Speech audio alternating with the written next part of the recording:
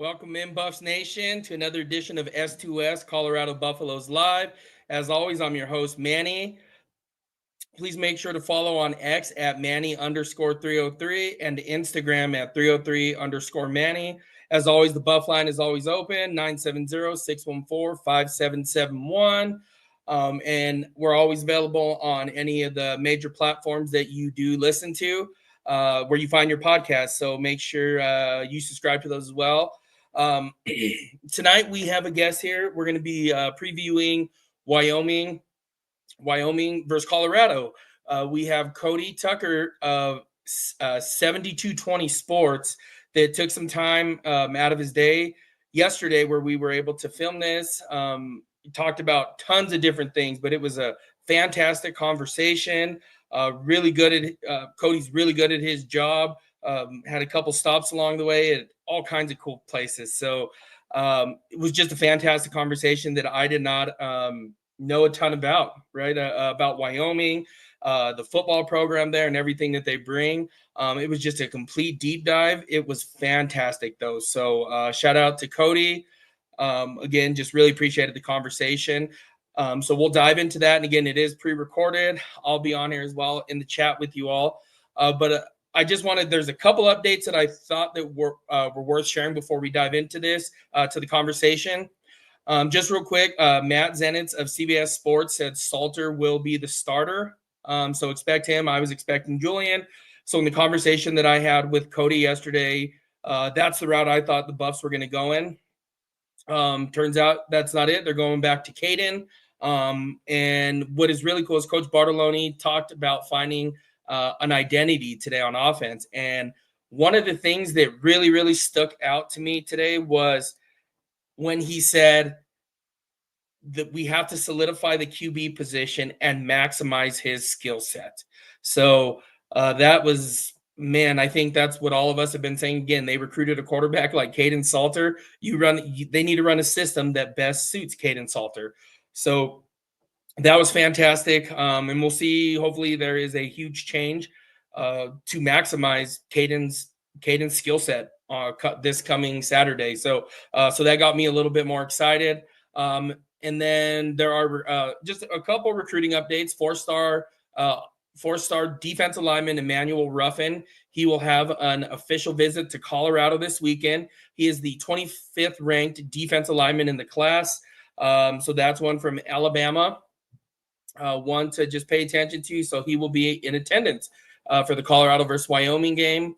And there was one more. So Virginia Tech's coach was fired, as well as UCLA's, like we talked about. Their players now can get an early jump on the portal. Now, they cannot play this season. It is an early jump on the portal where they can transfer and know where they are going to be playing next season. They are not able to play this year. They can't even actually attend the university, whatever university it is that they decide to transfer to, until the spring, mid-January, the spring semester. So again, just something to keep our eyes on. But it was Dante Lovett, a cornerback, has heard from 25 programs, and Colorado is one of them. So again, that is pretty. As we know, that's where Colorado does their work, is in the portal. So we will see what takes place with that. And then there was something that was passed today. There will only be one portal moving forward. So the spring transfer portal is now gone. That was passed today. Again, one of the things that is not clear, though, is when the portal will open. The proposal in the original one was January 2nd through 11th.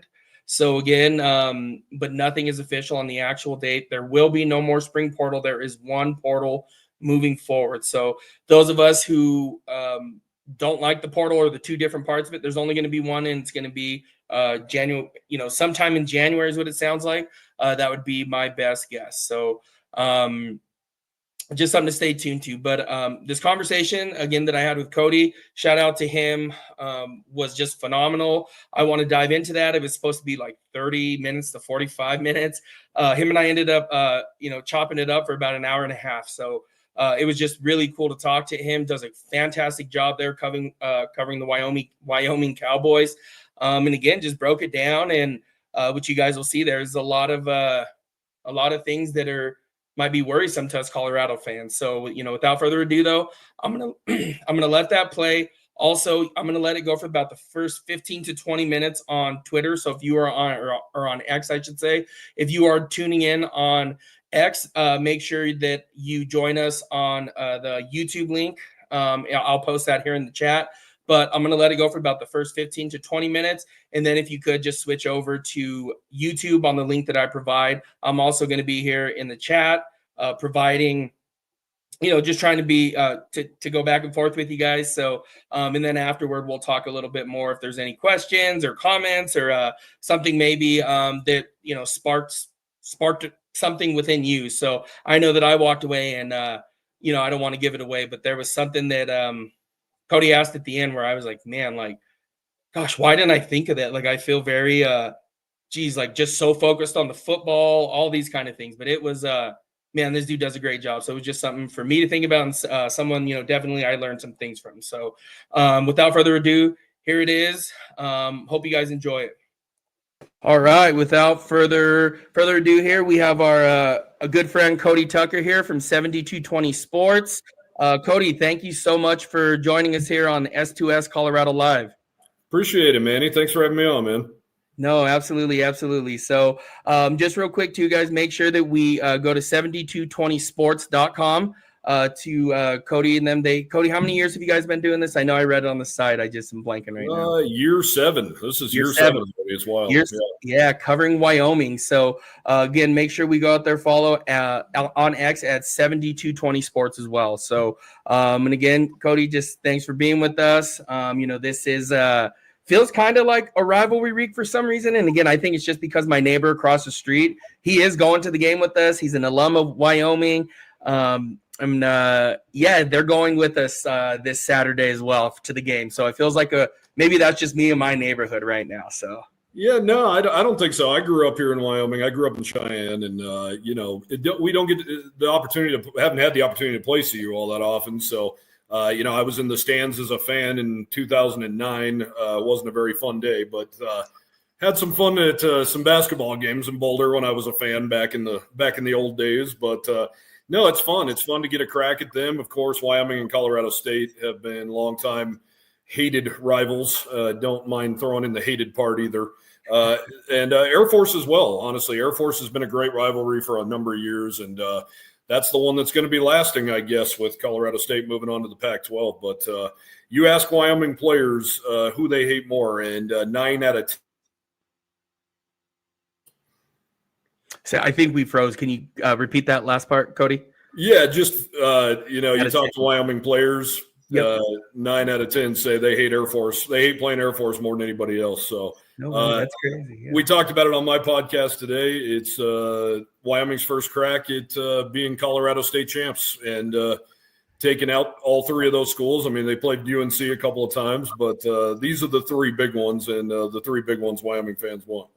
Man, okay, yeah, that is, yeah, absolutely. This is, you guys have a chance, right? Triple Crown or whatever we want to call it, right? Or the Colorado State champs. I love it. Yeah. I think all the listeners of my podcast, we don't play CSU again till 29, but we can all agree there. I don't think so much here with Air Force.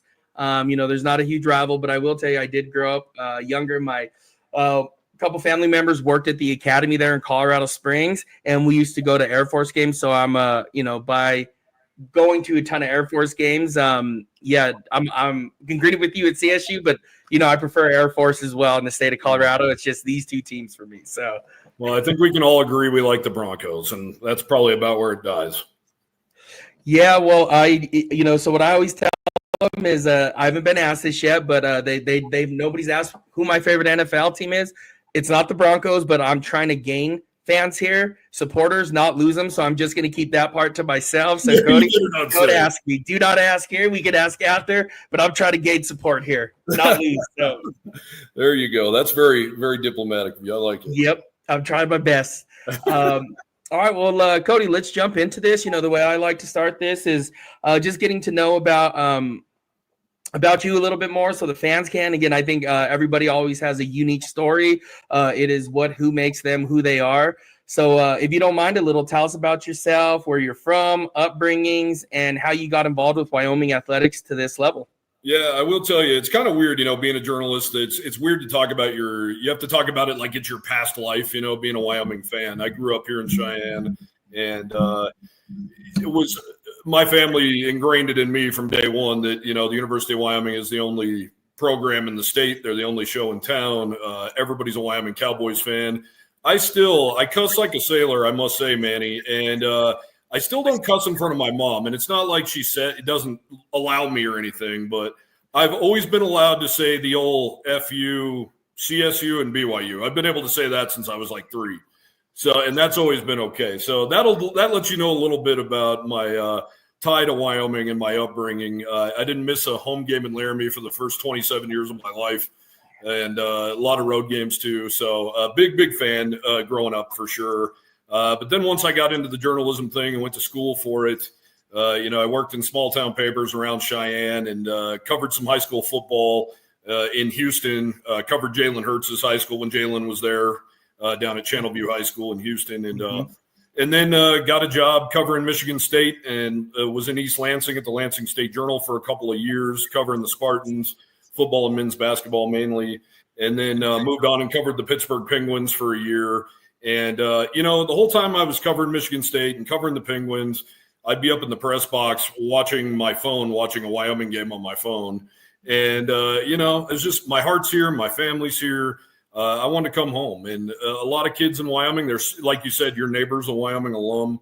So many kids graduate and move to the Front Range and move down to Colorado and Denver and that area. So there's a ton of people down there, but I was kind of the polar opposite. Kids in school would always be like, I can't wait to get the hell out of here.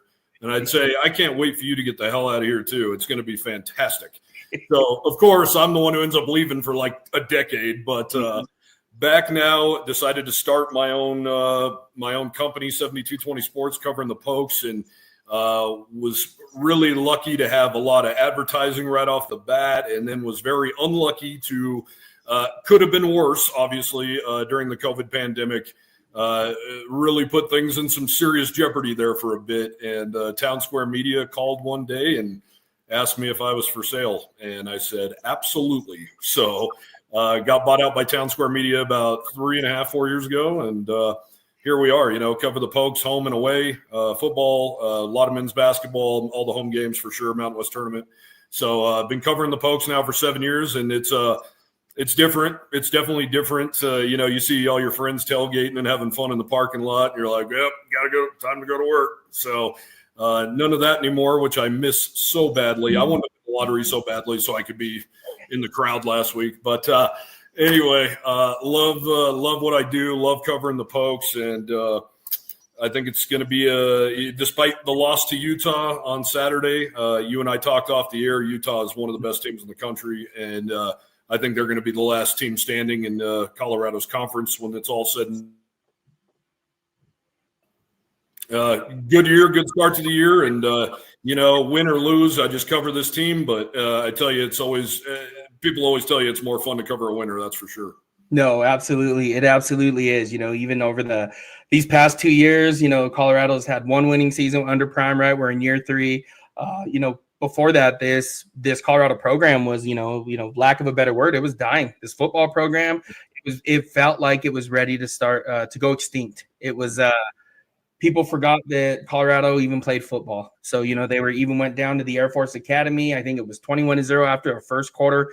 Felt like they couldn't even snap the ball. And compared to last year, and even right now, even though the Buffs are reeling a little bit right now, it is a lot funner. It is absolutely a lot funner. So yeah, no, I agree with you. I agree with you on that, and it's a lot funner to watch. So, but yeah, so here we are. So, I'm going to ask you. So I know Jay Saville. I said that correctly, right? Saville, yeah, closer than Dion said it. Yeah, that's for sure. Okay, me and him are one and the same, I guess. Jay Saville. He was hired at the end of the 23 season. I think it was like December 6th or 7th, if I remember reading that correctly. He is in year 2. What has been the big difference from year 1 to 2 that you have noticed, or right there, the pulse of Wyoming? You have your finger on the pulse there that they have noticed. Yeah, I think just comfortability. It was kind of I don't know if risky is the right word for it, but it was kind of a risky hire by Tom Berman, the athletic director. Jay has never been a head coach at any level. He's been a defensive coordinator at Minnesota, Wake Forest. He was in the Jerry Kill tree. He was a coach under Lou Holtz at Notre Dame as he was a youngster, things like that. But he spent since 2000. He was under Craig Bowl here in Laramie, but. First-time head coach. So, there's a lot of lessons to be taken from that. And, we're all navigating a new time in college athletics. Last year, what he does best is he's a player's coach and the guys love him. So he was able to keep a lot of their market. However, he realized in a hurry some things he couldn't change mid-season. The rent came due at the linebacker spot, at the safety spot.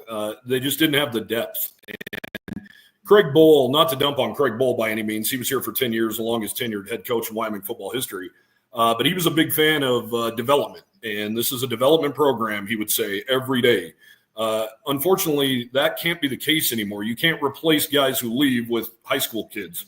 It's just not feasible this day and age. You have to have guys that are ready to roll and ready to play immediately. And Jay Saville embraced that. And he came right in and he changed some things that even ruffled a little feathers in the fan base, like letting them have names on the back of their jerseys and giving them a third jersey, things like that, that Craig Bowl just didn't dream of. So he's put his own stamp on it, but it took a year. And, it's still a work in progress, of course, but he brought in 50 new faces in the offseason. As far as transfers go and freshmen go. And he's kind of starting to put his own stamp on things. Last year, they had a lot of injuries at key spots. And Evan Svoboda, the quarterback of the future, they thought just didn't pan out. He's now a tight end. But I think that kind of says all you need to know about Jay Saville. Evan didn't work. It didn't work. It didn't work at quarterback, but he could have easily left. He could have been, we were in Akron 2 weeks ago. You're telling me Akron wouldn't give this guy a shot to be a quarterback still? They would have, and he stayed in Laramie. He loves Jay Saville, and a lot of these players do. He said in the offseason, I have a list of 10 players that we cannot afford to lose. And he says he kept 9 of them. So it's a big deal. And Craig Bowl really handled this program as a CEO and wasn't necessarily the rah-rah players coach kind of guy. And I would argue that nowadays you need a players coach more than ever. And that we're seeing those guys that are CEOs kind of, exiting stage left a little bit because this is a young man's game now, and you got to retain your own players first and foremost. And that's what Jay Saville did in year one. 3-9, not getting it done. There's a lot of reasons for 3-9. There was a lot of growing pains, a lot of bumps in the road, but so far so good. There's 9 new starters on the defense, and they're one of the better defenses in the country so far through 3 games. So that's just a little example of what Jay Saville's brought to the table. And, I think people around here are used to bowl games, are used to winning, and there were some things that really set the fans off last year. So it's a little bit of a mixed bag of love and not love right now. I don't know if I'd say hate, but love and disgust at some points right now. But it also shows that this fan base, though Wyoming is in the smallest state, population-wise in the country, there's one university and they're very passionate about it. Okay. No, and that makes sense. And change, regardless is difficult in any setting. People have a hard time adjusting. And again, something that, Wyoming, with, like you said, one of the, the only D1 school there, essentially, right, or FBS is what I should call them. I'm so bad at that. The only one, period. Only 4-year school, period. Yeah. So 4-year in, man. Yeah. Okay. Yeah. That's okay. I thought, what is in Casper? So for some reason, I thought something was in Casper. Casper College, just a 2. Okay. They have 6 or 7, I think, 2-year colleges around the state, but and then they all feed into UW with UW outreach. So yeah, it's Wyoming, man, and that's why when it came down to starting my own website, I had people go, "Are you crazy? There's only 550,000 people in the entire state. Like, what are you doing? That's not going to work." Everybody in our square cares about the Wyoming Cowboys, whether it's that much or that much. It's just, it's one team. Yeah, no, and I would even say to this point, right, regardless, right, so I'm here in the Denver area. We know about Wyoming, and again, Wyoming football, right, Josh Allen, We know about them, what their colors are, where they play, right? The 7220, right away I was like, oh yeah, that's the elevation of the University of Wyoming's campus, right? So, I'd say for the, it is something that does, not like there are tons of Wyoming fans in this area, but you do see a lot of Wyoming stuff. Even this afternoon, I was driving to pick up my son, and we saw it and go, oh, look, there's a Wyoming cowboy logo on the back of someone's car. So you do see it. So it is there is in this area as well, there's a good sized fan base as well. Well, and you would think, CU won the national title in what, 1990? 1990. I'm born in 1983, and to put into perspective the loyalty, I mean, Boulder's 85 miles from here. It's right down the road. You don't see CU stuff in Wyoming. Yeah. You just don't. And you would think, a national champion's right down the road. That might have sparked some people to become CU fans. You just don't see it because we have one university. Yeah, no, that is so cool. And I know, I'm not sure if anybody, that aren't from this area, right, the Denver metro area or even the Colorado, Wyoming area, understand how close, right, Cheyenne and Laramie is to the Denver metro. I'll say this, around July, we drive up every year. You're not going to say what for, right? Up to Cheyenne for, I don't know, for fun, right, is what we want to call it. We know why. Yeah, you do. No. Yeah, it is an hour and 30 minutes here from that, right? And then I think to Laramie is about 2 hours and 15 minutes from the Denver metro area. Yep. So it is pretty close. So, something that could be cool is, and again, I know schedules are a lot different, but, even make a yearly thing of it, right? Because that would be a really cool rivalry, something I would enjoy, I know. I would love it. We were looking today on my podcast. Colorado has not played in Laramie since 1946. Gosh, that's crazy. And that is something that's just, it's just, jeez. It'd be nice to get Colorado up here. And I know it's not going to be a yearly thing by any means, but it would be really nice to get CU up in Laramie. I mean, Nebraska's been here, Texas has been here, A&M, Virginia, Ole Miss, obviously Utah last Saturday night, BYU last year. They've really done a good job of bringing teams in, but I think CU is kind of a tough nut to crack. Yeah, I don't know. There is it is different. One thing I can say though, since Prime has taken over though, it is a lot of things are close to the vest right now. Him and Rick George, the way they're operating, there is not a lot of individuals that, before with like Mike McIntyre, Carl Durrell, everything's very close to the vest. We don't know what they're thinking. We don't know what they're doing. Most of the time we the week of a game, we would know who's starting at quarterback. Yeah. Right now, we don't. We don't right now. We don't know what the plan is. Everything's really close to the vest. Small circle Prime keeps around right now. So that's all right. In my journeys, I've noticed, dealing with Mark D'Antonio, for instance, in East Lansing, they are the most paranoid bunch of human beings you've ever been around in your life, man. I swear to God, in East Lansing, they have that security everywhere during practices and everything tarped off, and it just is what it is. And that's another thing. Craig Bowl never let us watch practice, and that's another thing about Jay Sawvell is he's like, he lets us watch every practice in the spring, lets us watch a few in the fall, even let us watch one as close, a couple of weeks before the season started. So he even let all the fans come in and watch, which was really cool. I love it. I mean, is anything really that damn secretive that you got to shut it down and only let the press watch stretching? I'm not buying that at all. It's all on film at this point, right? Game 3, I think we got a pretty good idea at this point, right? I think so. Yeah, I think I liked what Coach Sawvell said yesterday's press conference. Oh man, I started chuckling a little bit, right? He said something about Dion. He's the best corner. He goes, thank God that it's not me versus him out on the football field, because we it wouldn't be pretty or whatever he said. I was like, that was fantastic. Good for him. Good. Yeah, he's a cool guy, man. He has fun with it for sure. Yeah, he's one that I'm now, based off of that, I'm intrigued with, and one I'm gonna start following. Even we had Delaware on 2 weeks ago when they came up to Boulder, and now I find myself looking at the scoreboard for them last week, seeing who did what, and it is just this cool thing that I never knew. Doing talking to other people from different professionals from other teams, different parts of the country, that I would be. Well, I wonder how they did today. We talked about that kid. So it it is really cool. So now he has me hooked now at this point. Yeah. So. Yeah. Yeah, and I mean, it's funny you bring that up. I mean, I'm really, obviously the growing up here, Utah used to be a huge rival growing up. So not a fan by any stretch, but I am really looking forward to seeing how things pan out for the Utes.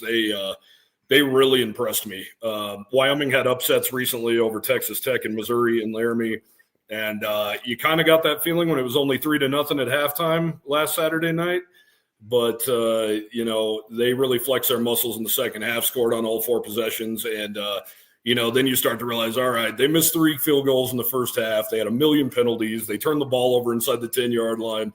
That game could have got out of hand in a hurry. And that's not taking anything away from Wyoming's defense. They played really well. But I just think Utah's physicality, they're on a whole new level. And I'm really looking forward to seeing I wouldn't be surprised if they just absolutely lay waste to Texas Tech this Saturday in Salt Lake. Oh my gosh, I know, and that is one of the hardest places to play. Up there in Salt Lake at Utah is no joke. It is a place, in the Pac-12, right? When they were there, and you would have these teams going in there, it was like you're running into a buzzsaw at this point. USC ran into it a handful of times there with Caleb Williams, right? Like that one year, and then every year it just seemed like they were, man, that was dominating at home wherever it is. In Colorado, they have to go to Utah. I already had that picked as a loss, and now with the recent struggles, it's like, oh man, this is hopefully it doesn't get out of hand early. So their physicality is just on a different level, especially in the Pac-12 back then against all these finesse schools and stuff. They are so tough, and to me, it really pains my Wyoming soul to say this, but to me, it looks like BYU is one of the only teams in the Big 12 that could even dream of hanging with Utah because of their physicality. So those two teams are really good, and I feel like they're on a collision course, and I kind of wish that game was the final game of the year and not in mid-October. Right. And, right. And I think I'm right there with you, based off how the other schools look right now, in Colorado being one of them. BYU is always with Kalani Sitake. Man, they are so well coached every year, and they are always good in the trenches, always tough as nails, and again, it wouldn't shock me if they get a rematch at the end of the year, because Kansas State was supposed to be one we were supposed to be on the lookout for. Arizona State, they lost at Mississippi State a couple weeks back. So it is I think I'm right there with you, Cody, on that as well. BYU and Utah, that is what it looks like right now. So and Utah is scary. They are, man, I hopefully CU has their shit together, lack of a better word, before they go up there. So it'll take it. Yeah. So let's jump into Wyoming right now. They are entering the game 2-1, beating Akron and Northern Iowa, and like you talked about, lost to Utah 31-6. And again, it was they didn't score till the second half, the Utes. And you look at this, and that is and to even think about, they only scored 31, right, on Wyoming, that is great with Devin Dampier, the way he's playing right now, the way that's crazy to me. And to even play that well in a half to put a goose egg up there is crazy. So what do you make of this team so far of Wyoming? Well, I tell you what, the defense has been carrying the water for sure so far. Pitching a shutout in the opener at Akron. The one time Akron got inside the 20, Braden Johnson picks him off 2 yards deep in the end zone and thwarts that one. Northern Iowa as well. They had a couple of scoring opportunities. One of them aided by 3 penalties on the same drive. That's the time they actually got in the end zone. The other time they got in the red zone. They also, Evan Eller, another linebacker, picked them off going into the end zone. So this defense has been playing really, really well. Against Utah, it was bend but don't break. Utah was racking up a ton of yards between the 20s, but they weren't cashing in that first half. But in the second half, man, they slowly strangled the Cowboys, and the defense was on the field for 35 plus minutes in this game. And, I saw CU was on the field. Their defense was on the field for 36 minutes against Houston. That's just not a winning combination. And Utah had a 19-play drive that they scored on, and they scored a touchdown right out of half too. And you kind of knew it was on ice after that. And but the Cowboys defense, they fought their ass off, and they had 9 new starters on that side of the ball, graduated a lot of guys last year, lost a few to the portal. But, these are guys that, too, in the offseason, you look at them and you go, the linebackers from Lindenwood. This linebacker's from Oklahoma Baptist. These two defensive ends are from Riverside City College in California. Jay made a point to go find guys that have a chip on their shoulder that have been overlooked. And really, he credits that to Kenny Dillingham, the head coach at Arizona State, who has rebuilt that roster 2-3 years in a row. And they really took it to Wyoming in the opener last year in Tempe. And Jay really respects him. I mean, it really respects Kenny Dillingham, especially, Kenny Dillingham's like 11 years old. So the fact that he respects him so much, and he said, hey, man, go get guys that want to be Wyoming Cowboys. Get guys that want to live and breathe and sleep football. And it doesn't matter what name that, it doesn't matter if they came from Georgia or Alabama, any of that stuff. That does not matter. And Braden Johnson's a perfect example of that. He's tied for the leading tacklers right now for Wyoming. And, he played 3 years at Oklahoma Baptist. Wyoming's crowd at the spring game was bigger than any crowd he's ever played in front of in his entire life. So that's a guy who was completely overlooked. He's 6'4", 6'5", 250 pounds, runs like the wind. These guys all have GPS systems in their pads during camp. He ran more steps, yards, miles than anybody else on the roster, and he's a linebacker. So he is a guy that is a diamond in the rough that they found. And Jay Savell, after week 1, said, man, I wish he was at Wyoming the last 3 years and not Oklahoma Baptist. And I bet Braden Johnson wishes the same. So he went out and found a bunch of dudes that truly have a chip. It's not just the saying, I have a chip on my shoulder, like everybody loves to say. And they wear shirts that say it's personal. These aren't bullshit T-shirt slogans anymore. And you can really feel that with this group. They're very quiet when you talk to them. Almost every one of them. There's not loud, boisterous dudes on this team. But it's one of those deals, Manny, where if these dudes are going to talk, you better listen. And the other thing is now they have depth. They played 28 guys. They rolled 28 guys against Northern Iowa. Last year, they were lucky to roll 17 or 18 guys. I mean, there was just no depth on this team. And so far, so good. Obviously, Colorado's a huge test. Utah was a huge test.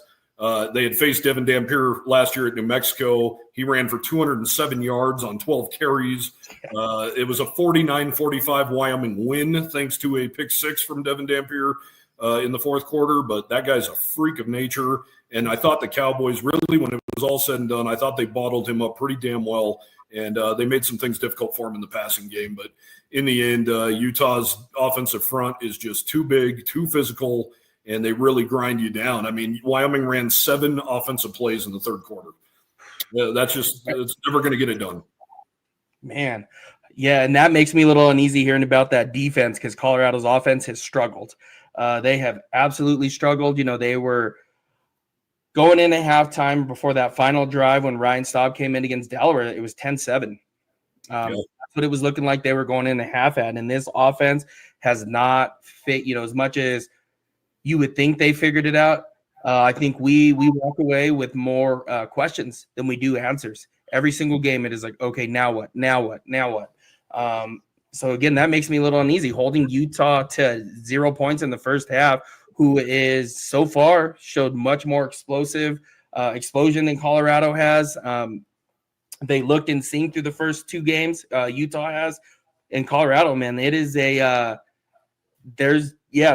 makes me uneasy. So, well, you know what I'll say, Manny, is, and maybe it's hard for you guys to see who are on the inside and who are around this Colorado team all the time. Mm-hmm. You guys are replacing Shadur Sanders and Travis Hunter. Name me a program in college sports right now that could replace those 2 guys and keep rolling. Maybe Ohio State, maybe Georgia. Not many. That's a hell of a loss with those 2 guys. And it's hard to overcome. Oh, yeah. Replacing a Heisman Trophy winner, you don't do. You don't never replace it. And then, Shedeur, whether people are up in arms, well, why did they retire his number and this and that? Put him up in whatever on the side of the, in the stadium, retire his number in the stadium. Well, I think they're starting to see now why he is he's the best quarterback in program history, right? There's, him or Cordell Stewart, right? Pick one. But Shedeur was, again, all the negative press he gets, whatever it is, that dude, when it came down to playing football, he was really good at it and hit a lot of deficiencies with this Colorado offense program, play calling. We've been very hard on Pat Shurmur now over these past the start of the season, even dating back to last year, offense coordinator Pat Shurmur, I got a ton of Bronco fans like, I hate that guy. Even last year, where I was like, oh, just come on, let it go. And then now we're kind of starting to see how much of this did Shador and Travis Hunter cover up, right? So you don't replace them. Now with this team, though, and again, I know you didn't ask this, but they're a lot deeper than they were these last 2 years, but they're struggling at quarterback. They don't run there's no rhyme and reason to the offense. There is no flow. There's basically no easy throws that can get a quarterback in rhythm, if that makes sense. It's musical chairs right now at quarterback. I don't know who's starting. I have an opinion on who should start and what they should do moving forward. But again, I'm not the head coach and I don't get paid for that, unless if you want to ask, I'm more than happy to say. Yeah. Well, who in your opinion is that guy? I mean, it's probably not Schaub, right? No. I was, after the game on Delaware, I was really upset. So we were there. I did a post-game show from, because we're season ticket holders to Colorado as well. So we've been, 2014, 15, and 16, we held up. So they won the Pac-12 South there, and we were season ticket holders. They beat Utah to win it the last game of the season, and then we ended up, I always tell everybody, we got my wife and I, so we got married in 2016.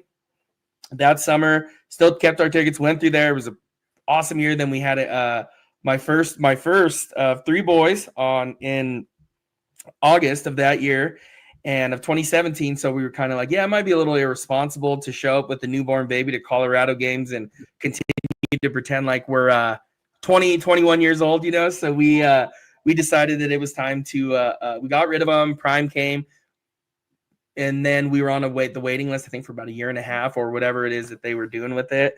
But last week in Delaware, a couple weeks ago when they played Delaware and Staub, when he first entered onto the field, I was like, you got to be kidding me. This is not good. This is not good, because we did a whole thing over the summer, and it was talk like, well, what about Ryan Staub? What about Ryan Staub? And and there's another one, Dominique Ponder, another quarterback that actually was more talked about during summer camp than Ryan Staub was. And so that was brought up, and I said, if Dominique Ponder or Ryan Staub touches the field, something went horribly wrong. And here we are. Here we are with that, right? Something went horribly wrong right now, and that's where we're at, trying to pick pieces up. And again, I don't know what the plan is moving forward. I don't know what the plan is on offense. I don't even know the identity of the team on either side of the ball at this point. We don't know. We don't even know who the starters are on most days. Maybe, we know probably 4 out of the 5 offensive linemen. Yeah.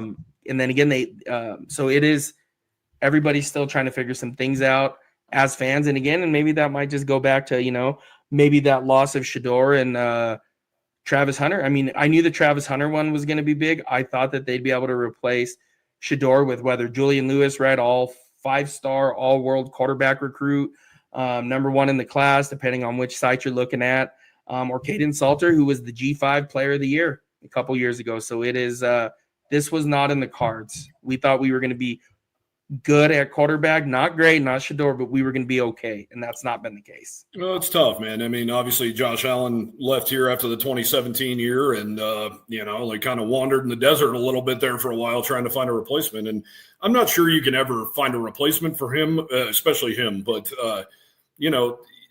it's tough. It's really tough, and that's where, like in the NFL, you think about the Green Bay Packers, for instance, and you're like, how in the hell you go from Favre to Rodgers? Like, you lucky sons of – because as a Broncos fan, you went from Elway to some rough sledding until Plummer showed up, and then you went from Manning to, oh, my God.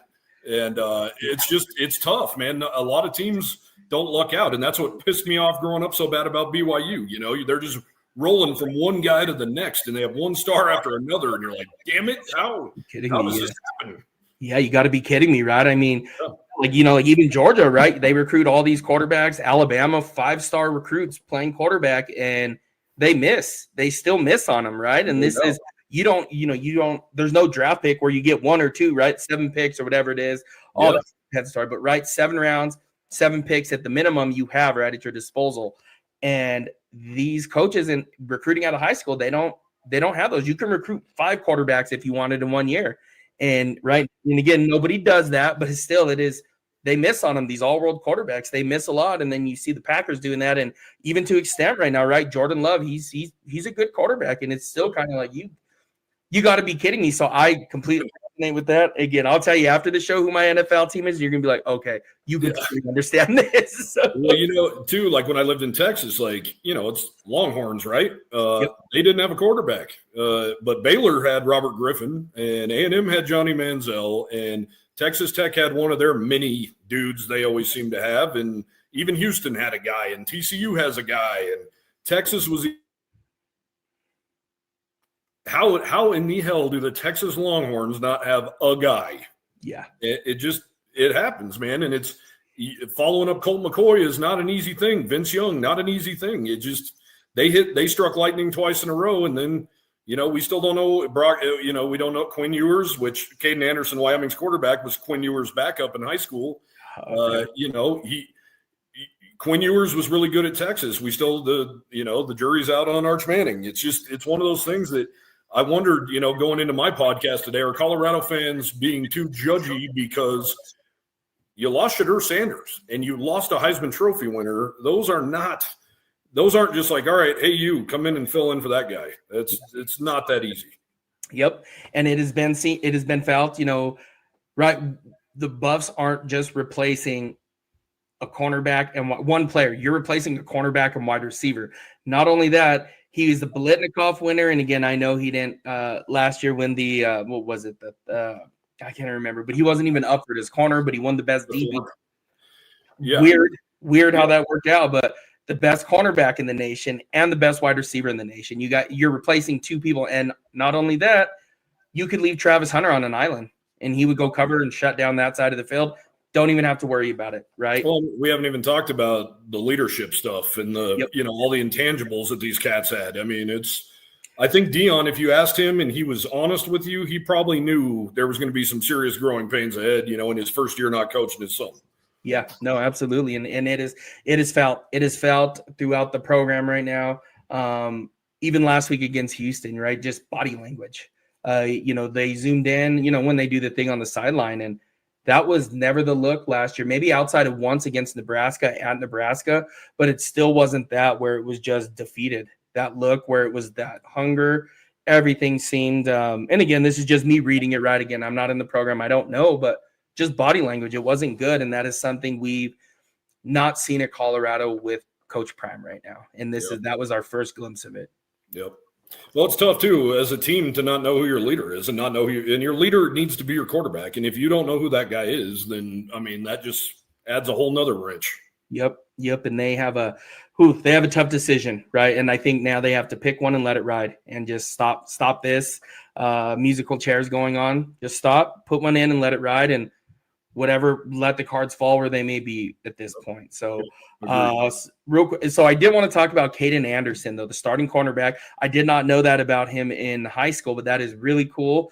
And it does, so that's big time Texas football then that he played. So what about him? What have you guys seen? What do we like? What can we expect? So he just made his sixth career start Saturday night against Utah, and it wasn't his best outing. I think the numbers bear that out for sure. But seeing it in person, something doesn't look right. He also took a gigantic hit at the end of the Northern Iowa game where he had to go to the hospital for further testing and make sure all of his insides were still where they were supposed to be. I mean, he got absolutely wrecked. So it was a big question mark heading into the week whether he would even play last week. So tough outing for Caden, but his first outing was last year against New Mexico and Devin Dampier, and every time Dampier scored, Caden Anderson answered. And it was 35-35 at halftime, and that was a Wyoming offense that was not very good. And they just kept going, and he has all the stuff. I mean, when Quinn Ewers, you might remember, he left for Ohio State early because of NIL stuff. So Caden Anderson was the starting quarterback at South Lake Carroll. I mean, this is a program that plays on ESPN. This is a program that plays in Jerry's World. This is Friday Night Lights, the whole shebang. And Caden Anderson was being sought out by the TCUs and Oklahoma States of the world until he suffered 2 torn ACLs, and Wyoming was the only school that stayed with him. And he's a dog, man. His teammates love him to death. I talk about it all the time, but during that New Mexico game, he threw a pretty bad pick six in the red zone, and behind the play, he was getting a 15-yard penalty because he was all over a defensive end in his face and headbutting him. And I want that out of my quarterback. If I'm going to get a 15-yard penalty, I'll take it, man. And he's that kind of player, and you really appreciate that. And he rallies the guys. So, a lot of question marks around here about Caden right now, fair or not. Obviously, Utah is a hard barometer. They're, that's a tough measuring stick when you're facing a team like that. But, the offensive coordinator and Caden Anderson right now under a little bit of scrutiny. They've only scored, 16 points against FBS programs through the first two outings. And obviously put 31 on Northern Iowa, but they only scored on 5 of 15 offensive possessions, which is not getting it done either. But, there's a lot of moving pieces. Although 80% of Wyoming's offensive production is back this year, which is, according to ESPN, the fourth most in the United States of America, there's still guys who are playing new positions. There's still guys who didn't play a lot. There's still transfers who are getting – so – Caden needs to be better. And what I like about this kid is he's a sophomore.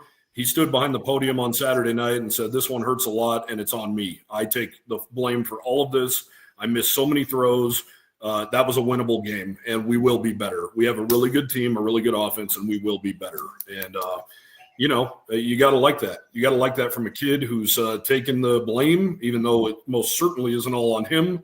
And is a guy who's like, I'm going to be better. He holds himself accountable in front of the press and behind closed doors. So really like the kid. He needs some help from some receivers, some linemen. The running game's been really good so far. Maybe rely on that a little more. And I like the kid. I just, it's been a little clunky early on, but maybe some feeling out. And I would argue too, Manny, most teams, we're not going to really know their identity. It's going to take a little bit. I mean, there's so many moving pieces now. You don't even, half the Wyoming fans don't even know who the hell half the roster is. Yeah. So it's, you don't know who the roster is. They're still feeling each other out as well. And I think you've seen that at Colorado more so than any other school in the country as far as moving pieces. So that could be part of Colorado's deal too. Yep. And and that's what I try to the transfer portal is so much fun during the offseason to cover it. Heck, that's a lot of where Colorado content comes in, right? The recruiting, transfer portal, all these different things. Yep. But what we have caught with Colorado, first year Prime took over, second year, even last year, right? Everyone sees the end of the season record, and everybody sees Travis Hunter wins the Heisman, Shador putting up these godly numbers, completion percentage. They looked rough to start the season last year. North Dakota State almost came in to Boulder to Folsom and beat them. It was man, Shador threw that one up at the end of the game, and they caught it right for that first down. And at that point, they'd had to punt. And you give the ball back to Cam Miller in that situation, that is who knows what happens at that point. So They went through that. They went into Nebraska and got the brakes beat off of them. And it wasn't until halfway through the game up in Fort Collins last year that Colorado figured it out and things started to click. Things started to move better on offense everywhere. It takes time. And again, I think a lot of people forget that. But what we're used to, right? And again, I shouldn't say used to, what we have seen the last 2 years was Colorado's offense was very good. Yep. And again, that is Shador Sanders and Travis Hunter there. So, I guess I've kind of, after this past weekend, going into it, I was kind of like, okay, let's see this. It's typically game 3 that they figured out. It looked even worse. So I think this is kind of where I even said to a point is they're going to be fighting for a bowl game this year. This is just the realistic expectation, regardless of what we want to say. The offensive line is bigger. The defensive line is bigger, but there's too many moving parts. They're not gelling right now, and they have not figured anything out again. So I think that transfer portal plays a huge role. You don't know until right in the NFL, they get a preseason, and it's there for a reason. Yep. College, it's typically the first 3 to 4 weeks, right, as well. So, and again, even to an extent to the NFL, 3 games, 4 games as well into the season is when teams start to gel as well. So it is tough right now, especially with the transfer portal. Yep, no doubt about it. Yep. And then last one I want to talk is Chris Durr Jr. So he leads the team in receiving. It looks like he's putting up some numbers, almost averaging 100 per game. What do we need to know about him? He's a freak, man. He's a little dude in stature, but man, he can flat fly. And they've done a really good job getting the ball in his hands. He's their best playmaker, and they've really gotten the ball in his hands early on. John Michael Gillenborg, who's expected to play this week, is the Cowboys' other biggest offensive threat at tight end. He's a guy that if he can stay healthy, definitely should hear his name called early in the spring in the NFL draft. He suffered a thigh bruise against Utah and didn't come back in that game, but they're expecting him to play. But those two, it's kind of pick your poison. Who do you want to cover? And for Akron, they really kind of took J-Mike out of the game. But Chris Durr, you leave him one-on-one against one of your safeties, forget it. And that goes for Utah. That goes for Colorado. That isn't just Akron. This guy can flat get it. He's from the Chicago area, true freshman last year. He played last year. He scored a touchdown in the opener against Arizona State, but he didn't play enough, in my opinion. He should have been in early and often. But he's Caden Anderson's number one target. He's the guy he looks to first. He looks uncoverable. Just a little pain in the ass slot guy that just is a menace. You hate facing guys like that. And if they want to focus on him, that's when J-Mike, you would think, would go to work. So they need to figure some things out. They need to get this thing going and really exploit people with those guys. And Jalen Sargent, another downfield threat, he has not got going yet at all, and he's a guy they really need to get. Chris Durr is a guy who in the offseason we all thought, oh, boy, here's a guy who, the Deion Sanders of the world would love this guy. And he's one of the guys that was on that 10 that Jay Sawville talked about that he kept. And a lot of that credit goes to, obviously, Durr himself, but Javon Bonite, Wyoming's new wide receiver coach, who is a Wyoming Hall of Famer himself, one of the greatest wide receivers in Wyoming history, who went to Denver Manual High School. He called him every day in the offseason. How you doing? How's life? How's the parents? They have this staff has a real good feel for stuff like that.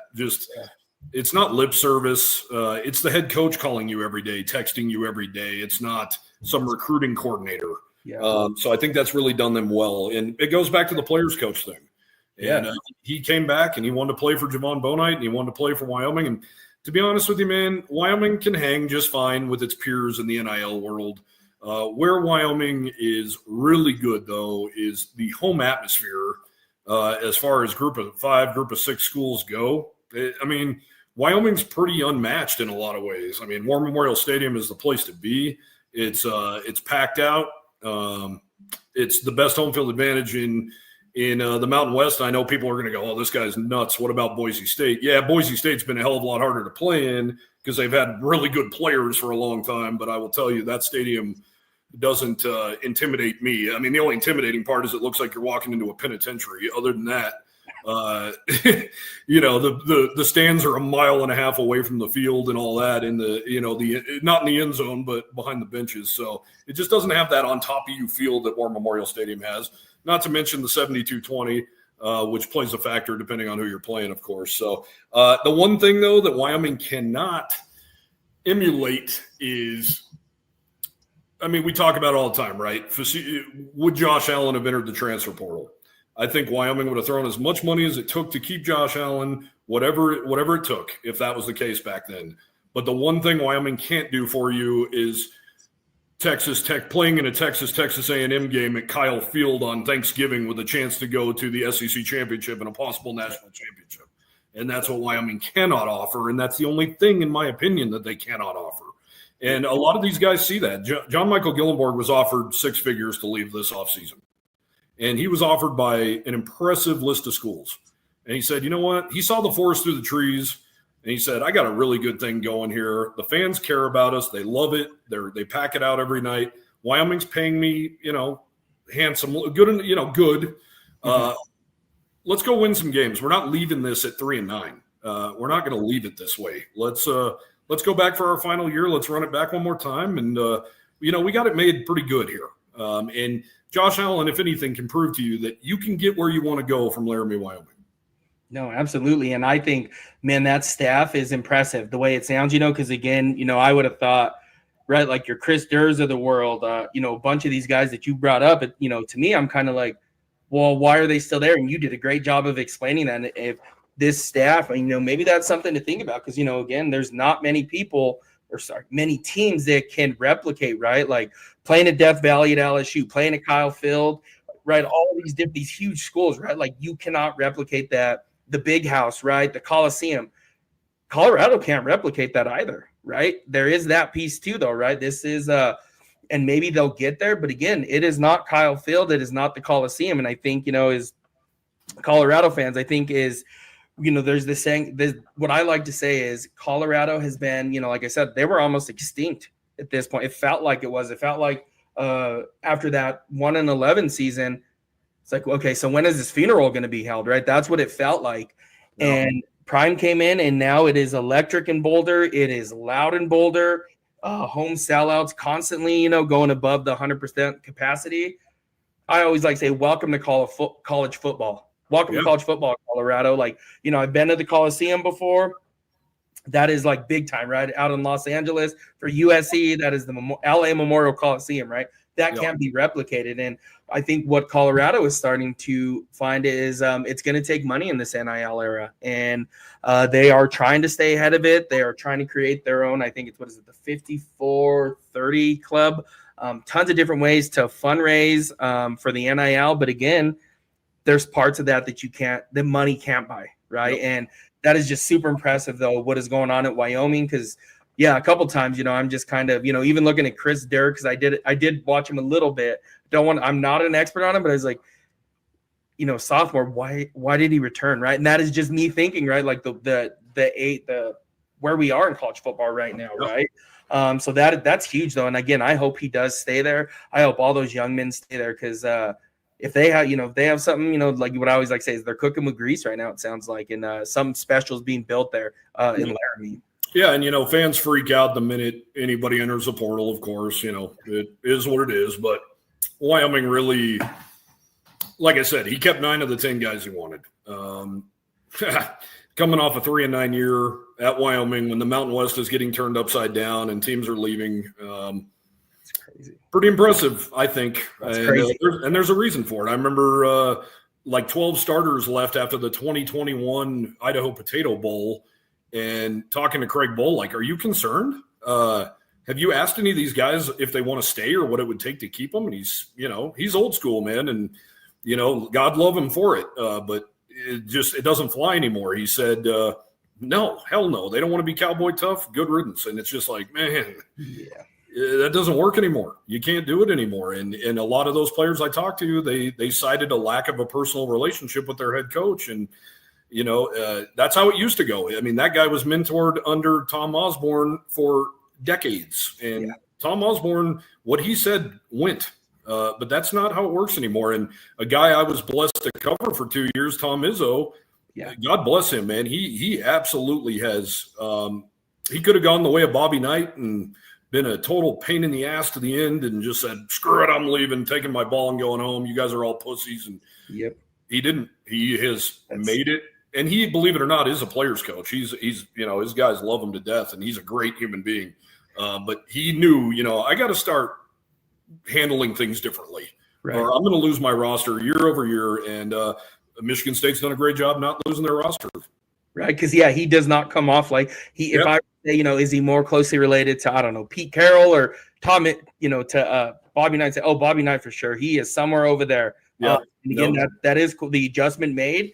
Because again, I would have never taken that away from Tom Izzo, right? Like, and again, I'm sure I'm not the only one, but that is, you have to adjust right now, and I think too, one of the things we do see some of these schools, right? Like even Nick Saban, he did the thing like I can't do this. Like this is too difficult. And again, I think we're close at Clemson with Dabo getting ready to kind of do the same thing, like I can't do this NIL era, and it's probably why Mac Brown too is like, all right. I mean, these old school guys are just like, man. And Mac Brown's a great human being too, but and not to say they all aren't. Maybe not Bobby Knight, but you know what I mean. Like they're like, hey man, this is a young man's game now, and not only did I already have a million things to do as is, now you want me to be a GM and deal with money stuff, and I can totally see a guy like Craig Bull going, bye, yep, no, done.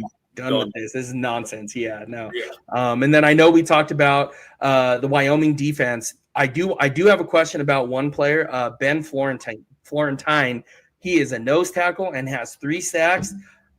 How is this happening? And 2, how is he so effective at getting to the QB from that position? Greatest nickname in sports. Craig Bowl called him mustard gas because he came to the sideline with a finger that was literally dangling and didn't want to be pulled from the game. And I mean, I'm talking like damn near losing a finger kind of situation. And he played 2 snaps with that before they told him, get the hell off the field. You're going to lose your finger. So this guy's from Orange County, California, of all places, a walk-on. And he has just plugged, and he is the leader of that front, no doubt about it. Wyoming had 2 really, really good defensive tackles go down right before the season, or right before fall camp with torn ACLs, or torn Achilles tendons, I'm sorry. And, Ben, he's a senior, and they could have had a really nice rotation going there, and they still do to a degree. But Ben, man, he has risen to the challenge. He is a really, really stout football player, just tough as nails. Mustard gas is the perfect name for this guy. And last week, the sack he got against Dampier, that was Dampier mainly trying to make a play and getting caught behind the line. But the 2 before that is Florentine absolutely getting in the backfield. And just, I'm talking like 12, 15-yard loss sack kind of things. And that is helping out these defensive ends tremendously, because they are going to have to double team Florentine, and then Jaden Williams in the middle as well. Lucas Samsula, another big kid. If Dante Drake and Caleb Robinson wouldn't have torn their Achilles, I mean, you would have been looking at an absolute freak show of an offensive front for this Wyoming team. And the linebackers now we know are 5 deep. Really young secondary that has played really well to this point. Unexpectedly, because I tell you, the cornerback play, you obviously have Tyreek Davis now in Boulder. The cornerback play has not been stellar in Laramie for a long, long time. And they have 2 redshirt freshmen right now that are playing a lot of minutes out there. And the other thing that's really impressive is the safeties. Like I said, the rank came due last year at the safety spot. Both safeties played almost every snap for the previous 2-3 years. Both of them were injured last year. Wyatt Eckler, of course, his brother Eckler, the running back for the Washington Commanders from Colorado. Yep. He played with 2 broken thumbs, had 2 casts on his hands.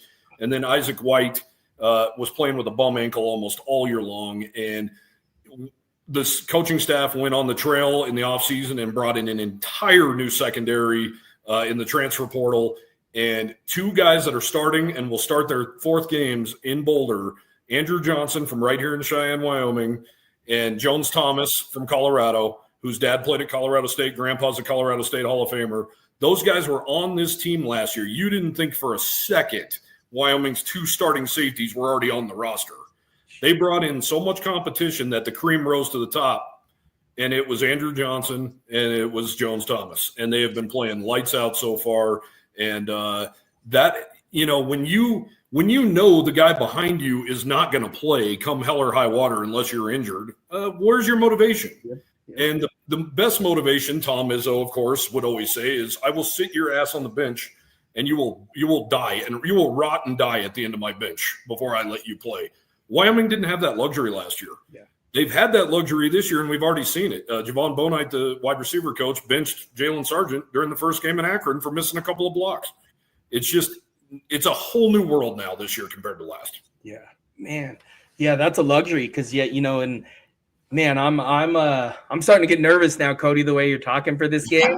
Because I saw something before we jumped on, and I'll share that here in a bit. But I'm curious though, because this is all those things where you're saying Wyoming has tons of answers now, right? They went into the offseason last season with questions. There was a lot of answers that it seems like through the first 3 weeks that you guys, the team has answered on that side of the ball. On that side, right? And it sounds like though, Caden, and again, my next question would be: these kids are playing with their fingers falling off. They're playing with all these different injuries. What are they putting in the water up there? What are they drinking? Is it water? Or what is it on the I mean, Michael Jordan, the Michael's secret juice sauce, whatever they called it, right, on a Space Jam. So something's going on up there. Man, it's the kind of guys they recruit. And that's a big reason, too, why Craig Bowl, I think, didn't like messing around with the transfer portal. He didn't want to vet these guys and find out where they were and if they're damaged goods, because that's how they're perceived, right? If they're leaving their previous school, what's going on? Why are they leaving? He got guys in high school, and I mean, there's 9-10 guys in the NFL right now that played at Wyoming, and 8 of them, I believe, played for Craig Bowl and were recruited by Craig Bowl. I mean, he got the job done on the recruiting trail. Nowadays, you just can't wait for it. And you can still be a development program, and they are. And they're developing some guys, a couple of linebackers that are young that they're really excited about, more specifically, and a quarterback who was the number 1 recruit in the state of Wyoming who had offers from Michigan State, Boston College, Washington State, all those kind of schools. They are developing still, but you can't develop an entire roster. It's just you can't do it anymore. So Jay's really they're doing a bang-up job of not only vetting, they're vetting 100%, and they're finding out, does this guy have the chip? Because if he doesn't have the chip, forget it. And they just, those are the kind of guys they get. They say Cowboy Tough around here, and last year I think that was just a catchy T-shirt slogan in a lot of ways. A lot of ways. I will never take that away from a guy like Wyatt Eckler who's playing with 2 broken thumbs. One tough son of a bitch, no doubt about it. Yeah. Excuse me, but it's the real deal, man. These guys they're playing with bumps and bruises. They're gonna keep coming, man, and that's just the Wyoming way. I mean, they always want to take on the features of the fans that are in the crowd, and in Wyoming, that is blue collar, tough, bust your ass, cold weather. Drink your beer, go to work. That's Wyoming, man. That's Wyoming, and that's the Wyoming I grew up in for sure. Man, yeah, no, that is this is starting to get me. So before I, start getting into predictions, all those kind of things, what you see, what I see, anything that you guys have questions for that you would that maybe has been brought up there in Wyoming, kind of that I can help my best to try to share some insight on about the Colorado program. So the one thing I've always been interested in, I think I know the answer because of Shadur Sanders and Travis Hunter. Gary Harrell is Wyoming's running backs coach, who was with Prime before Marshall Falk came. This is his first year in Laramie. He was, of course, with CU last year. It just seems to me, from an outsider's perspective, because I don't watch a lot of CU football because I'm in the press box, but it seems like the run has been abandoned in Boulder. And I don't know if that's the case, but it sure that is abandoned. Maybe their defense isn't good at stopping it because they just don't see it very often. And maybe that's just crazy and more of a fan question, I guess. But it kind of from the outside looking in, it kind of seems that way. And it is.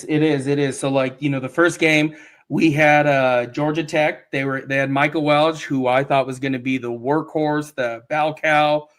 He was averaging 6.8 yards per carry. They abandoned the run, and I don't know why. And even these past couple years, so the first 2 years with Prime, their offensive line struggled. They were not good offensive on the offensive line.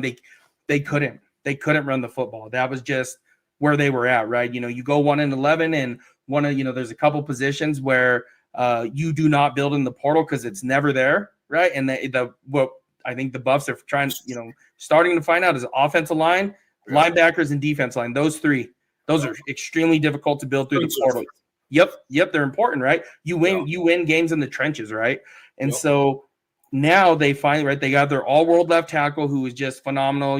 Jordan Seaton, this kid, he started as a true freshman. He was a freshman All-American last year, first team. He's back. He's playing fantastic. They got the number 1 player at one point, right? It's hard to the transfer portal is so fluid. Xavier Hill, he played right tackle for Memphis. He's now at left guard for Colorado. Zarian McGill, and then you have Zy Chrysler and Kareem Harden, who Zy Chrysler is from Illinois, and then you have these two just doing this shuffle. One messes up, they pull him out and put the next guy in, and it's especially with offensive line that has to be a set position. I don't like that. When you start rotating offensive linemen in, that group needs to be the one that gels the most. They have a right tackle again. So 4 out of the right tackle is Larry Johnson.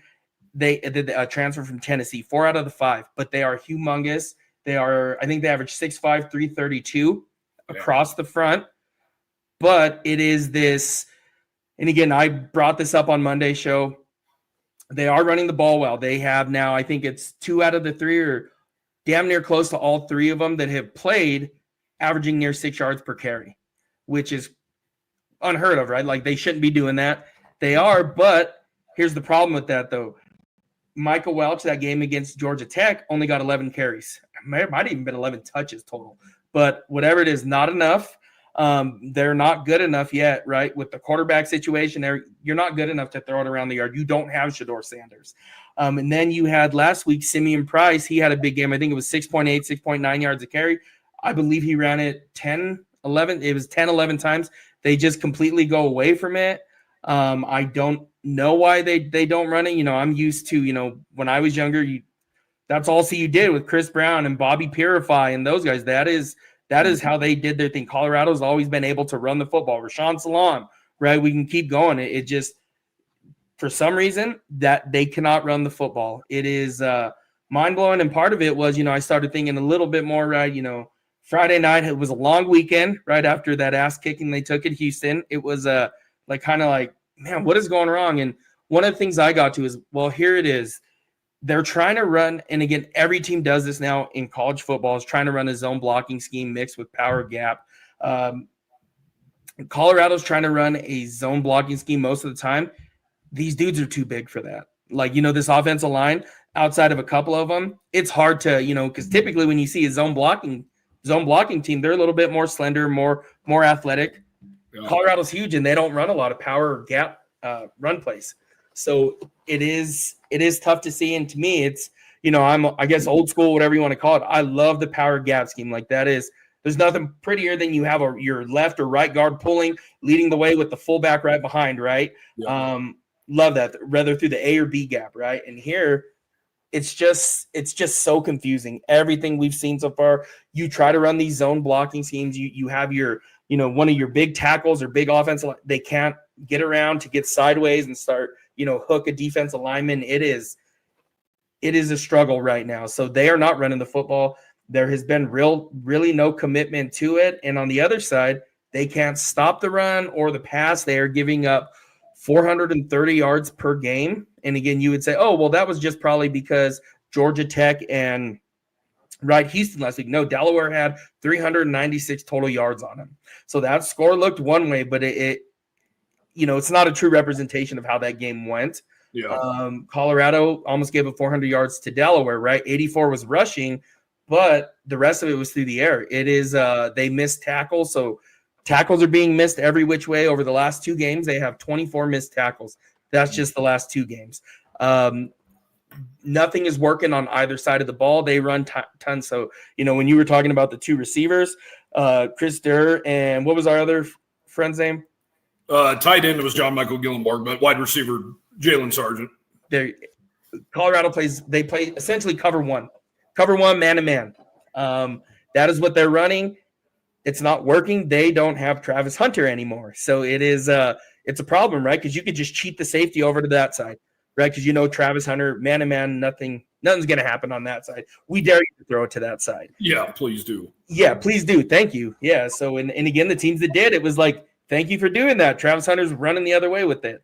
So it was, they can't do that. So now it gets me nervous because we start talking about Chris Durr right now, going into this season, they had, the Buffs had one of the best returning nickel corners in Preston Hodge coming into the year. PFF had him as I think it was an 88 overall last year as a slot corner, which is, slot corner position is tough to play, right? Because you have guys like Chris Durr in the slot. Yep. He's having a rough go of it this year. It is nothing's working. The linebackers are over pursuing, and that is a weak point for the Buffs this year, is the linebacker position.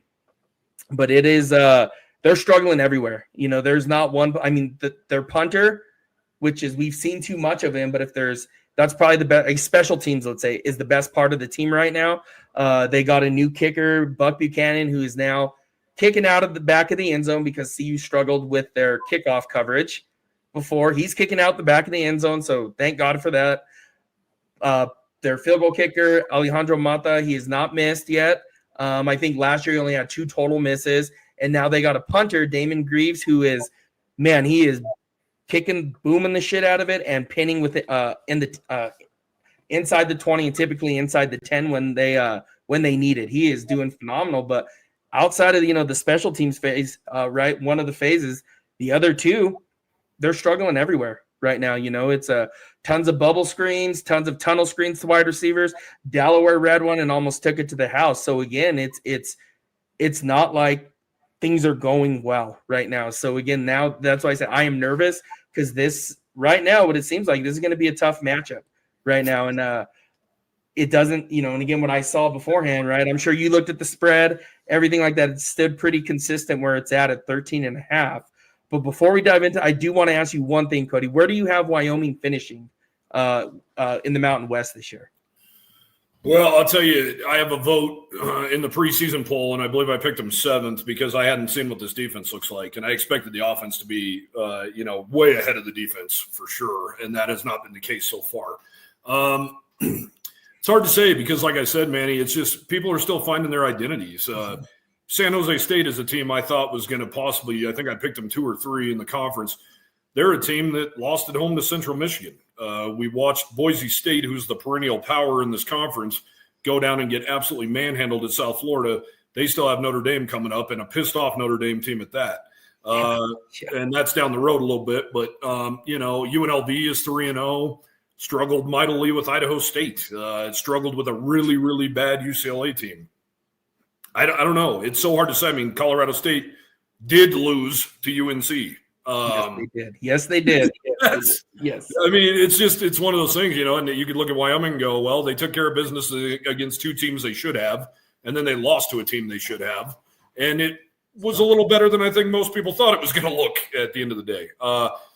It's just so hard to say, man. I just think it's too early still to tell. And I think even in the preseason polls, it's getting harder and harder every year because you would think you would know about an Air Force team because they don't deal with the transfer portal, but they still lose guys to the portal and they still kick guys out of school who do stupid things. And that really can change the complexion of their team in a heartbeat. So, Air Force looked pretty bad at Utah State. Utah State looked pretty good. It's just so hard to tell, man. I guess if I had to guess right now, I would think they're going to finish in the top 5. I really think that, and I think it could be much higher than that as well. San Jose State and UNLV come to Laramie. San Jose State, for some weird-ass reason, has played really well in Laramie, but UNLV has not played well in Laramie at all. You have Colorado State in Laramie. Wyoming, we don't, as the media, we don't get on a plane again until Halloween.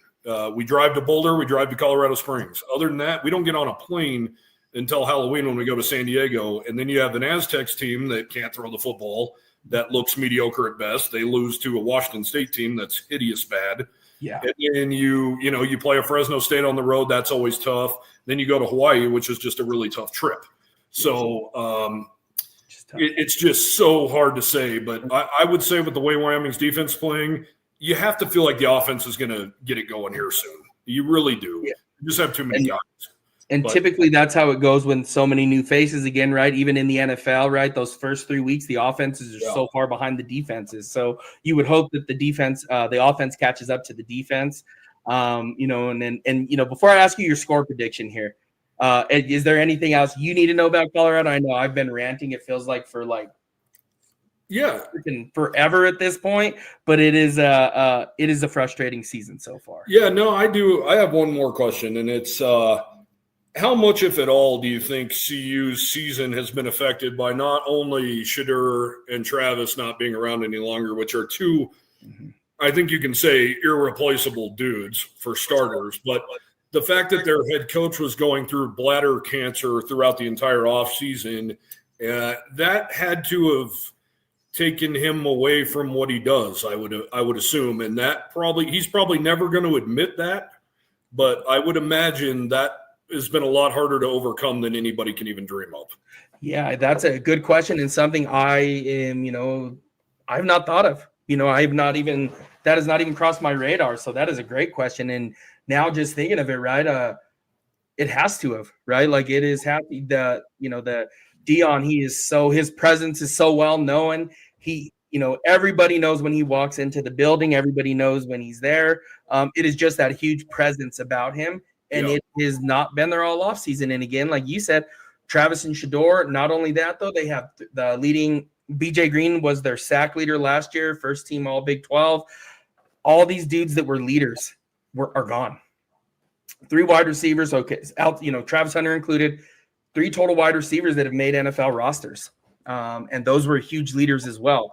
The leadership, I think they're searching for that. And again, maybe that was something that could have been developed if Prime was there over the offseason, and he wasn't. He was fighting cancer, and again, God bless him for pulling through. And but again, it probably has taken it. I'd be foolish to sit up here, and even he would, to be like, it has not affected the team. Yeah, absolutely it has. And that is something maybe we as Colorado fans need to give a little bit of grace on, because, until you said that, it hadn't crossed my mind, I guess, for some odd reason, maybe too focused on the X's and O's and the day in, day out playing of it, right? Yeah. We've seen him during camp, but all those the downtime when those leaders are developed, right? Whether it be in the weight room, 5 a.m. workouts, those things, right? Where Prime is in there preaching and preaching and preaching what they need to see. It's been missing, regardless of what we want to say. So that is a good point, and something, I've not thought of. So thanks for that. That is, holy cow. And, even here in Colorado, the other media outlets we have here covering Colorado, that has not been brought up, which is extremely valid. And again, that is just crazy that I feel really crazy that I missed that though. So that is a great point, Cody. Really great point. So yeah, thanks for bringing that up. He's definitely an irreplaceable leader of that program and that university in so many ways. So I just figured he probably was dearly missed and maybe wasn't able to comb through things as thorough as he used to with the portal and recruiting and things like that. Yeah, and normally they hit pretty hard in the portal. Prime wasn't there, and again, the portal wasn't as successful as it has been in the past. So that's another piece of it as well. Again, they still got their players, they still did what they needed to, filling holes and this or that. I was kind of under the thing like, oh well, the NIL is probably what it was. I didn't even put those two together until right now as we get going, because now their portal was lacking this past offseason. So or not up to standards as we have seen. Yep. The first couple years. So like you say, he'll never admit it. And, I don't blame him for that, but it has to have affected some stuff, I would imagine.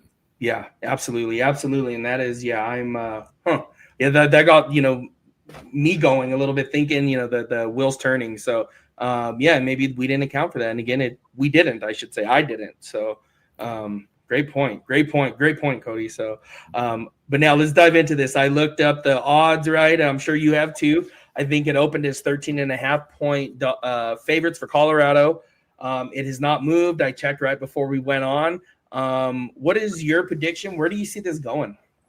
We do this to end my podcast too, and I really struggled with it. I never take notes or, I just freewheel. And so I didn't really give myself a chance to even think about it. But, and I'm probably not going to give you an answer that's very sexy by any means, but I could see either way. I mean, to me, yes, it's a very winnable game for Wyoming. I really feel that way. But I also feel like the offense hasn't shown me yet that it can take care of business, let alone in a tough, hostile road environment that's been sold out for, a couple months. That's tough. And Wyoming traditionally has not played well there. I believe they're not that it really matters in the grand scheme of things, but I think Colorado has a 26-3-1 record in this overall series. And one of those wins for Wyoming was a vacated win in 1997 in Folsom Field, which was one of the biggest heartbreaking losses in my lifetime as a Wyoming fan. Marcus Brigham fumbling the kick. Wyoming had a 15-point lead, I believe, late in the fourth quarter and found a way to squander that, only to find out that Colorado was playing an illegal player anyway and had to vacate that game. So that was a real heartbreaker, but is now a win in the history books for Wyoming, which is about as hollow of a win as you can imagine. Yeah. So in other words, long story short, that's a really tough venue to play in. I was in the crowd in 2009 when Wyoming lost 24-0. It was brutal. So 44.5 is the over-under. So I want to give you that. I just checked, so that's what I was doing real quick. 44.5 is the over-under. So just want to throw that out there as well. So if you didn't have that. yeah. I mean, it's not going to be easy for the Cowboys to reach that. I don't feel on the road in this one. The defense is going to have to, I hate to ask more of the defense, but they've actually been creating turnovers, but they need to in my opinion, they need to turn one of those turnovers into 6 points. And that will be a big key in this one, I think. All the standard stuff, though, you got to win the turnover battle. They were in an average of 3rd and 7 against Utah. You cannot do that. And Utah, I believe, was an average of 3rd and 2. You certainly can't do that. So that's tough sledding as well. But I could see maybe a Colorado 22-19. But honestly, Manny, on the flip side, I could see Wyoming 22-19. And I could also see Colorado – maybe extending it in the end and being like my colleague said earlier, like a 34-13 kind of situation. It's so hard. And I know that's not a sexy answer whatsoever, but I just feel like this one's so hard to gauge for me right now. Defensively, you feel really good. Offensively, you're not feeling great, but you're also not feeling great about CU in any way either. Kind of a, does Folsom Field win out in the end? Does 55,000 win out in the end? I just don't know. This is a tough one. Before this, I was like, oh yeah, they'll win by 2 scores. And now, we got talking, and basically everything you described is what CU struggling with, where Wyoming's strengths are. Colorado, the play call, everything is a struggle on offense to get a easy completion. They don't have those in the playbook. Again, I don't know why. What I do think, and again, this is just my hunch and what I do think that the reins are going to be turned over to Julian Lewis, the 5-star quarterback coming in from Carrollton, Georgia. I think he's going to start. This is going to be his game. The other 2 quarterbacks have had their 2 games right. We had Caden Salter having Georgia Tech, and then we seen last week in Ryan Staub having Houston. Julian Lewis has played 2 total drives on the air. And again, that's just not enough time to get anything going, right? We don't know what it is. We do know he's a phenomenal talent, right? There's no denying that. I think this is the game we get to see him. And again, he is 17 years old. I think he might have turned 18, or it's coming up in the next couple days. I originally I would have said like 31-17, 31-21. I'm going to go 24-20 Colorado. And part of me is almost like I could see it going either way now. Now that what you've described, I mean, they're going to struggle. This is not going to be one of those games. I even just saw in the app before, 75% of the bets are picking Wyoming to win outright. So that is, and again, that's the house never loses kind of feeling, right? But we'll see how it goes. But I mean, I wouldn't be shocked if it went the other way. And Colorado, I'm not going to fall out of my chair either way. That's kind of the best way to describe it. Yeah, I would be very disappointed, right? Because that just means what do they do with this season? This has, not only on Colorado this season, but the lasting implications of and again, that the recruiting implications here at this point, right? And there's a lot of things that Colorado needs to get figured out. The hope would be to figure them out, but so far, there's been no sign that they're going to figure them out. It just feels that way against Delaware. Again, there was no figuring out anything. We left again, like who's the starting quarterback? Who's the number 1 wide receiver? Who's the number 1 running back? Why are we still rotating players in at every position? So I don't know, and I could see it going either way. I just do know this is going to be a close game. After having this conversation with you, I'll stay with the 44 total and go 24-20. But again, I wouldn't be shocked if it's the other way around, or a 20-17, 24-21 Wyoming win with the last walk-off field goal or something like that happening. Yeah, it's going to be interesting. I know that I'm excited for it. It's a regional matchup. Those are always exciting. And like I said earlier, I think people look at it as the first of the trifecta of hoping to be Colorado State champs. And, Wyoming's roster is typically littered with. That's a big deal. And I remember one of the greatest quotes I've ever gotten that I've ever heard was Steve Adazio, the former head coach at Colorado State, saying how bad it pisses him off that Wyoming's recruits land at Denver International Airport and drive right past Fort Collins on their way to Laramie. And There's been some really, really good. You could almost say it's the backbone of Wyoming's football program has been Colorado players that have been overlooked by Colorado State, Colorado. Josh Adams in basketball was a kid who played right there. He won a state title right there in Coors Event Center or whatever it's called now, and he came to Wyoming and lit it up for years. And Larry Eustace used to be like, "How in the hell how did we let him out of the state, especially to go to Wyoming?" And you can go down the list for hours of guys like that from Colorado that not only they have a chip on their shoulder, bet your ass they want to go in and beat the Colorado Buffaloes. Oh yeah. Oh, I'm sure they do, and even, I'm curious to see, even with that, the flip side, right? Tyreek Davis, where does he go? Because again, he has not played a ton. There has been some injuries here and there, but it's almost like, Wyoming pulls this off, right? And they win. I shouldn't even play pulls it off, wins the game. I wonder where he's at with it, right? And seeing what is being built there at Wyoming, where does that leave you, right? At that point, because again, he's not playing a ton here at Colorado. I thought he was going to be a starter, but that's not. Well, to be honest with you, Manny, Tyreek he's a guy that I don't think was necessarily welcomed back. Okay. And it wasn't that he was a bad guy or anything. He's part of the JUCO ruling where they were allowed an additional year. Yeah. So the Cowboys staff really already made their plans for how they were going to replace Tyreek Davis. But honestly, I don't think that they necessarily wanted him back, and it's not in a bad way per se. It's just, hey, we're moving on. We were already planning to play without you. We'll be fine. And a guy they did lose in the portal, though, is Rook Brown, the guy who picked off Colorado to end the Houston game. He is one of their nickelback that they lost in the portal. He left for family reasons. He's from Texas. But, that was kind of an interesting twist, too, that Rook Brown gets the pick. And I talked to him the other day, and he said, Wyoming's going to beat CU. It is we'll see. They have not put anything together well. So we'll see what comes in the coming day. I would expect Julian Lewis to start. I think that era starts this weekend.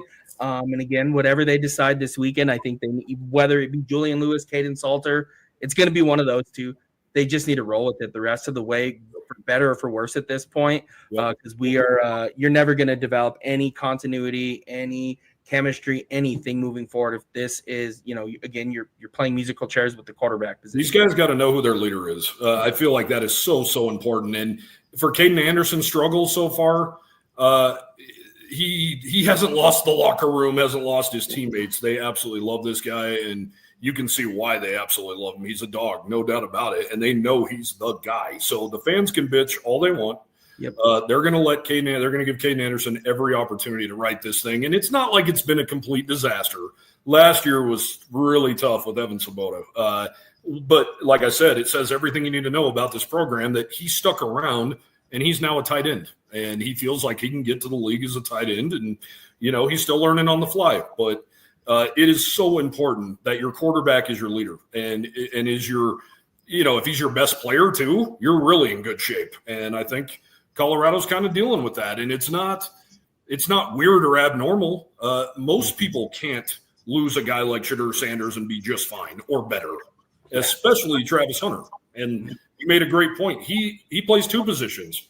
Guaranteed that nickelback you were talking about, Hodges or whatever, he probably made a hell of a lot of hay because of the guy on the other side of the field. Yep. And, he was part of that Diego Pava ruling as well. He was a JUCO guy that came back this year. So that is why he's back and is like, yeah, I'll go back. And it has just been a rough year. It has been a rough year. And again, it's just the way that they're playing, if that makes sense. It's not that they should be as good, or it's just that there is no identity to this team. I'll tell you, Manny, when we saw the schedule come out, it was like, all right, you got to get out of non-conference 2-2. You have to beat Northern Iowa. You have to beat Akron. What are your chances of beating Utah and Colorado on back-to-back weeks? Not very high.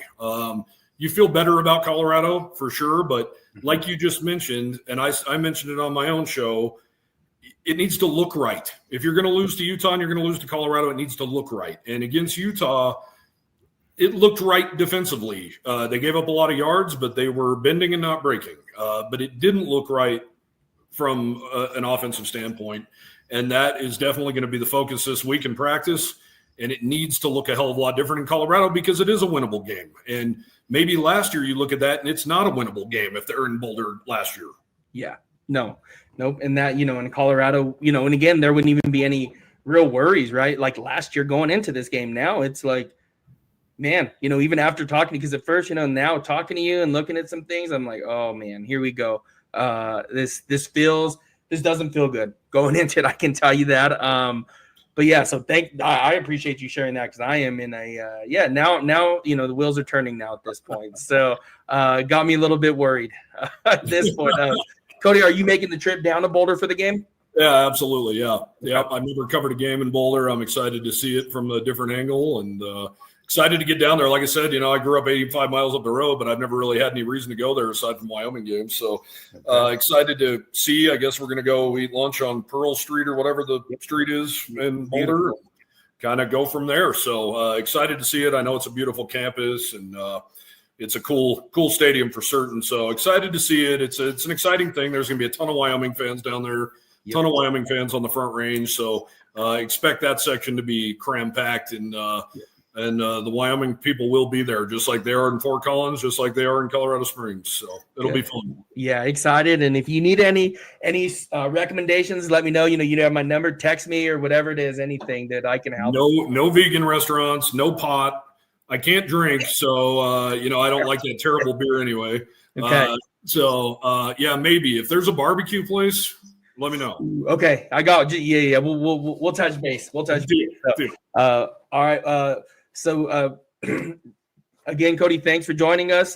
Those of us that are tuning in, make sure you give Cody a follow at 7220 Sports on X. Check out the website right there, 7220sports.com, to preview our next opponent. Or again, I did look at the website a little. It looks like you do a pretty good job of covering a lot of the Mountain West teams, from a distance, from a Wyoming perspective. Yeah. Correct me if I'm wrong there. I saw some on Utah State, I think I was looking at. Yeah, just kind of try and pop those up. Those are more like conference press releases, but we cover. I'm a one-man band for the most part, but I cover the piss out of this team and love it, man. We're doing 20-24 stories a week, so definitely have the pulse of this program, and it's early, but it's going to be. We're going to learn a lot more. That's really what this is right now in non-conference. You're just learning more and more about the identity every week, and they have a perfectly timed bye week the following week before they get into conference play. Yeah, that's fantastic. Yeah, good for you guys. Yeah, that's awesome. So, we get BYU next week. Well, usually on my bye week, I think about going to Boulder or Fort Collins or Colorado Springs for a game, but I've had enough BYU to handle for the rest of my lifetime. So I hope Colorado kicks their ass. I'm not hopeful, but I cannot stand them. So best of luck. I know this year, maybe during the bye, I would like to now head up to Laramie to watch a game. So yeah, you should. It sounds great. It sounds like a lot of fun. I just love college football. So yeah, I'm gonna talk to the wife bye week. So not till mid-October, but that'd be fantastic. You guys let me know and I'll hook you up with tickets. Okay, for sure. We will. Yeah. But again, guys, hopefully you enjoyed this. Cody, again, thank you for being on with us. Appreciate it. I know we went an hour over what my plan was, but man, I appreciate it. Appreciate it. Fun talking with you. Anytime, Manny. Thank you so much, and maybe we'll see you down in Boulder. All right, sounds good.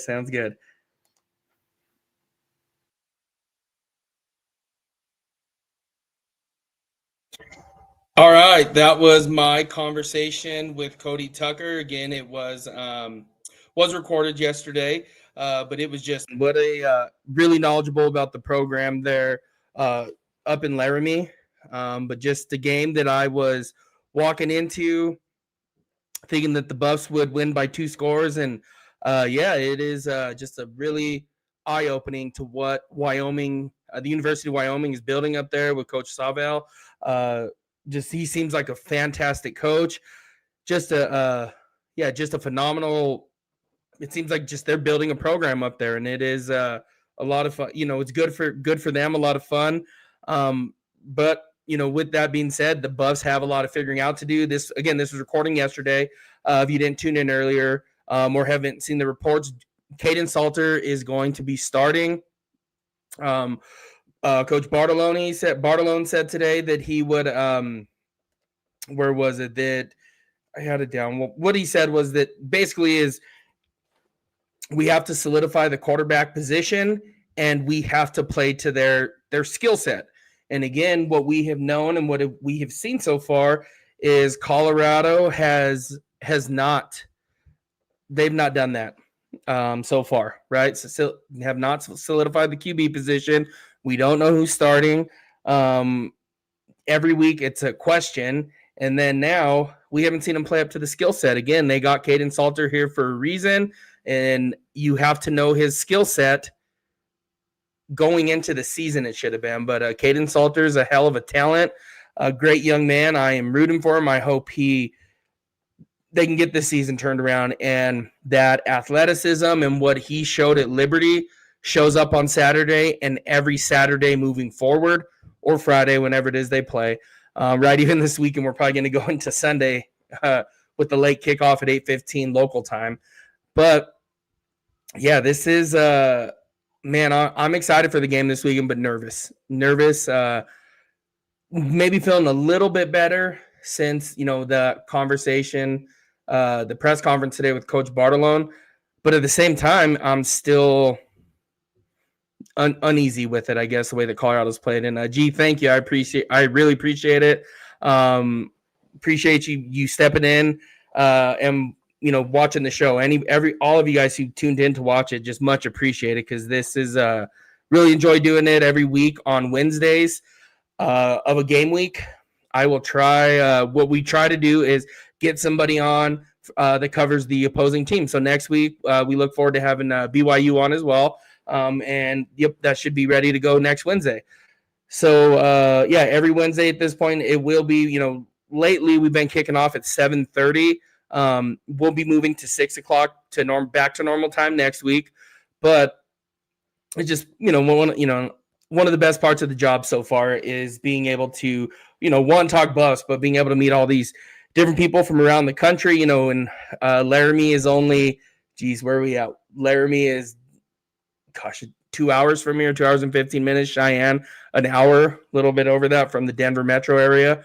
And again, those that don't know, Denver to Boulder is about a 30, 45-minute ride. Not very far, depending on traffic, I should say.